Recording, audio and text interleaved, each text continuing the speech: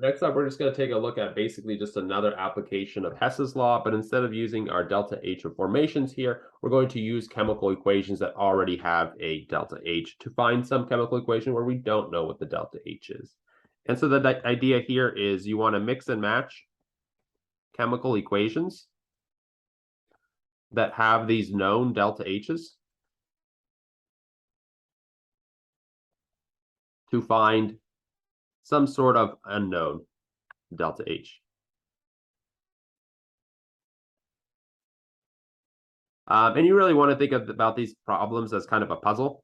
They can be pretty fun if you enjoy puzzles. And obviously, chemistry and science is one big puzzle. The idea is that you just want to multiply / divide equations so that they match your unknown equation. And whenever you do that to the equation, you have to do the same thing to delta H. And then the other thing is when we flip an equation, when we turn the reactants into products and vice versa, we need to flip the sign of delta H as well. Of course, all of this stuff is better illustrated through an example. So let's go ahead and take a look at an example. We have 3 NO2s as a gas plus an H2O as a liquid, forming 2 HNO3s as aqueous solutions, and then an NO as a gas. Note that this is the same one as last time, so we're going to find out the same delta H just in a different way, right? Instead of finding them from delta H of formations, we're going to be given a bunch of reactions, and then we need to mix and match them to create this top one. Let's just draw kind of a delineating line to note that the top one is what we're going to solve for, and we're going to grab all the information from these bottom ones. So in these bottom ones, we're just going to have other reactions. So for example, we're going to take 2 NOs plus an O2 as a gas to form 2 NO2s. And then we're given the delta H of this as negative 116 kilojoules. The next equation is going to take 2 nitrogen gas molecules, combine them with 5 oxygen gas molecules, and 2 water molecules to form 4 aqueous nitric acids. And the delta H of this reaction will be negative 256 kilojoules. And then for our final reaction, we have a molecule of N2 as a gas combining with a molecule of O2 as a gas. And then we want to form 2 NOs. And we're given this delta H is equal to 183 kilojoules.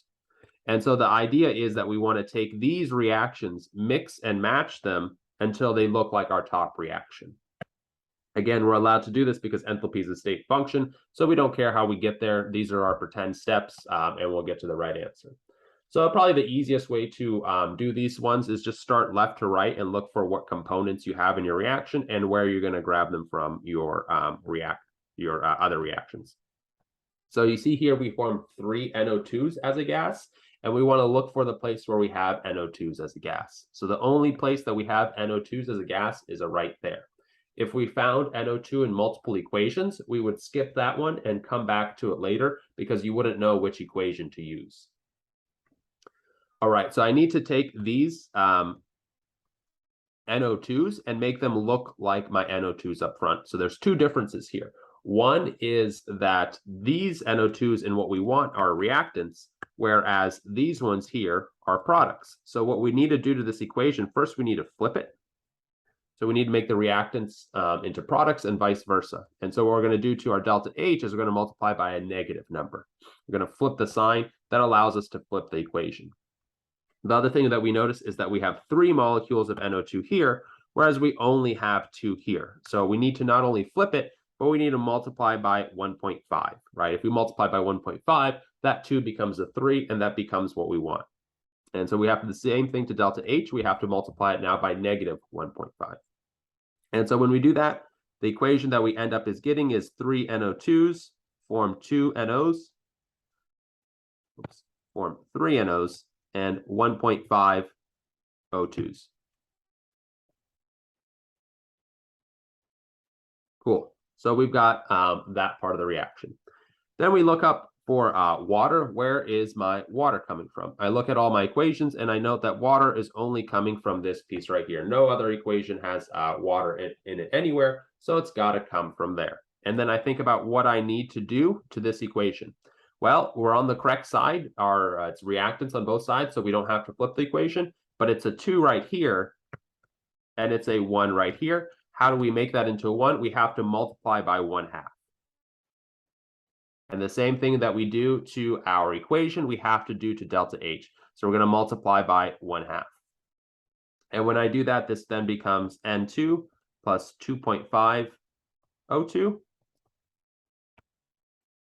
plus just 1 water molecule, and then it forms 2 HNO3s.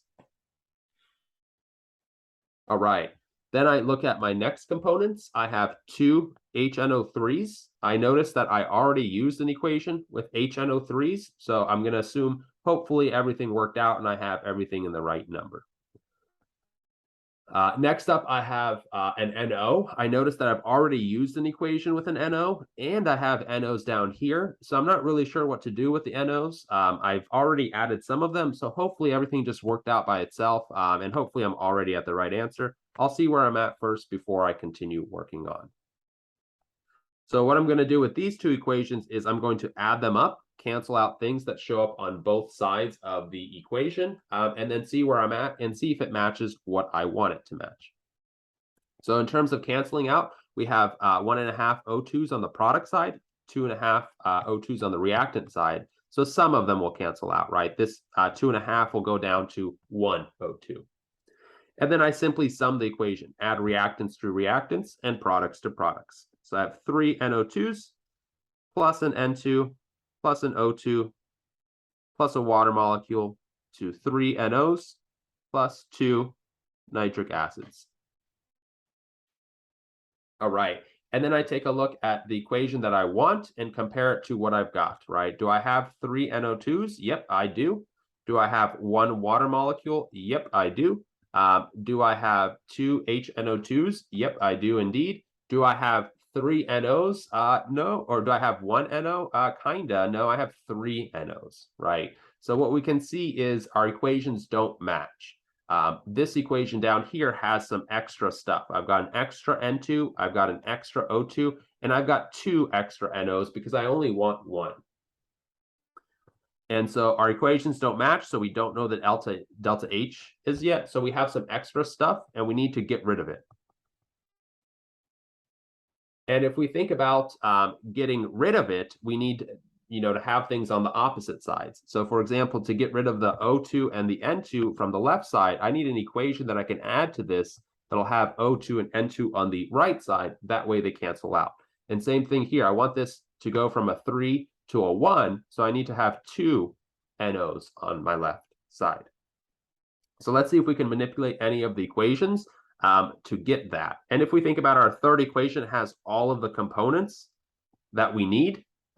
We just have to think about what we have to do. We have 2 NOs, but they're on the wrong side, so we need to flip it. And that'll get us to our 2 NOs, and everything else will work out perfectly as well. So all we're going to do is flip this equation. When we flip this equation, we multiply by -1, or delta H by -1. And then what we do is we sum these equations. These 2 NOs cancel out with these 3 to leave 1. This N2 cancels out with this N2. This O2 cancels out with this O2. And then what we're left with is 3 NO2 plus a water gives us an NO plus 2 HNO3. And then again, if we go back to what we wanted originally, we should see that they match perfectly, right? 3 NOs, NO2s, 1 water forms 2 nitric acids and 1 nitrogen monoxide, right? So it matches perfectly, so we are good to go there. So now the last thing we need to do is the same thing we did to the equations, we have to do to our delta H's. We added our equations, so we're going to sum all of these, and then we're going to do what we did to them, right? This one we multiplied by -1.5, this one we multiplied by 1/2, this one we just flipped, so we just multiplied by -1. And when you sum that, you'll get -137 kilojoules, which you can see is basically the same answer we got in the last video, which makes sense because this is the same reaction. So again, it's just a puzzle, mix and match. Do some practices. It can be fun if you get into it.